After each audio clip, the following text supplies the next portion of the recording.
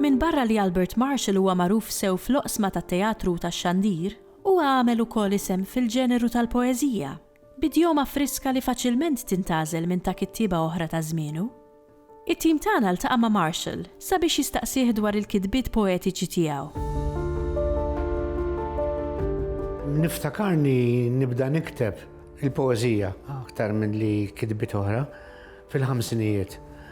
Il-ħamsinijiet u l-bidu tas-sittinijiet meta bdejt nirrealizza kemm importanti ta' żagħżugħ tat-temperamenti tiegħi, id-temperamenti tiegħi kienu minn dejjem forsi barra minn norma għaliex kont ribell, kont għalkemm elementi romantiċi dejjem eżistew fil-kitba tiegħi, imma ma kontx konvenzjonali, rrid dejjem nesperimenta.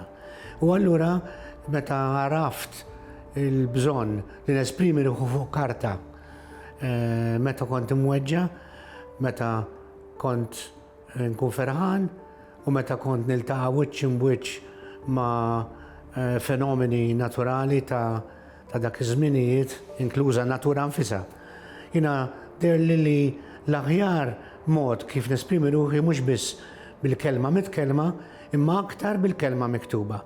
U allura ħassejt il-bżonn tal-kitba minn dawk iż-żminijiet u eventwalment irrealizzajt li dik kienet vokazzjoni li se toħod li għomri kollu.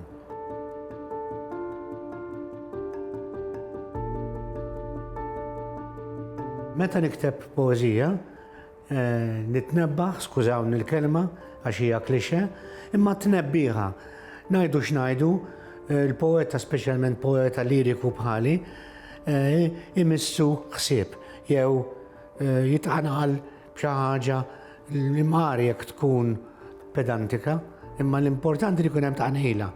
U allura inħażżiżha u meta nara li t-taħżiża għamlet sens, inħalli l-poeżija tikber waħedha.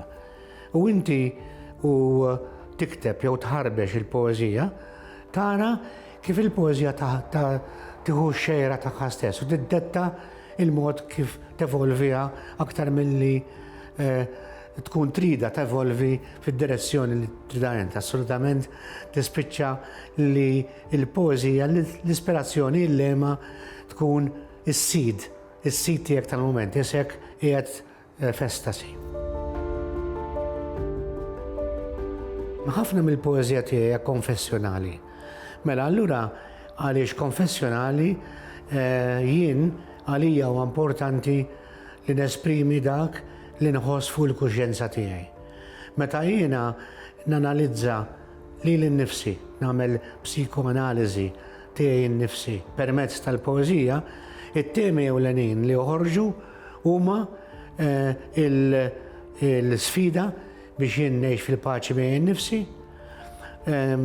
li nħoss ukoll ta' ispirazzjoni fil-poeżija tiegħi hija l-importanza li għandna nagħtu mhux bħala kittieba ma bħala individwi lill-misteru tal-mewt. Jiena li l-mewt speċjalment fi żminijiet meta issa qiegħed fis-sebgħinijiet tiegħi ta' għomri, tajjeb li il-misteru tal-mewt nikkontemplawh u nikteb dwaru. Imbagħad għax ma rridx nistema' iswed, poeżija tiegħi hija ċajtiera, kultant hija logħob ta' tfal, speċjalment bil-lingwa, u allura importanti għalija wkoll li nkun ironiku, sardoniku, ċiniku u il-ħajja noħodha bin-nejk litteralment. Waħda mill-temi ewlenin ma semmejtlekx tal-poeżija tiegħi l-identità. Il-ġlieda ta' identitajiet ta' individwu waħda kontra l-oħra. Meta jien sifirt u għamilt 15 sena imbiet minn Malta, iddakkart minn żewġ identitajiet partikolari.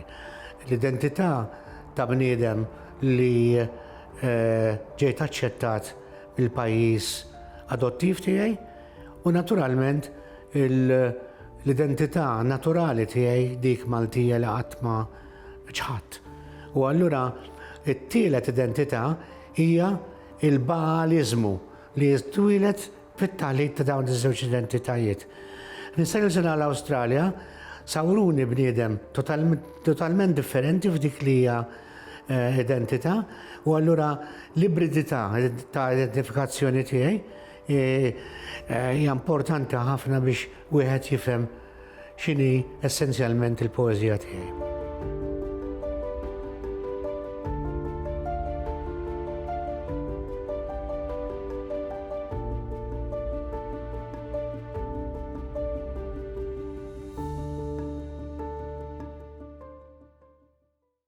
Il-Sinna jixtieq jirringrazzja lill-Aġenzija Nazzjonali tal-Litterizmu, lill-Kunsill Malti għall-Arti u l-Kultura, lill-Ministeru għall-Edukazzjoni u x-Xogħol, lill-Kunsill Nazzjonali tal-Ilsien Malti u lid-Dipartiment tal-Malti fil-Fakultà tal-Arti l-Università.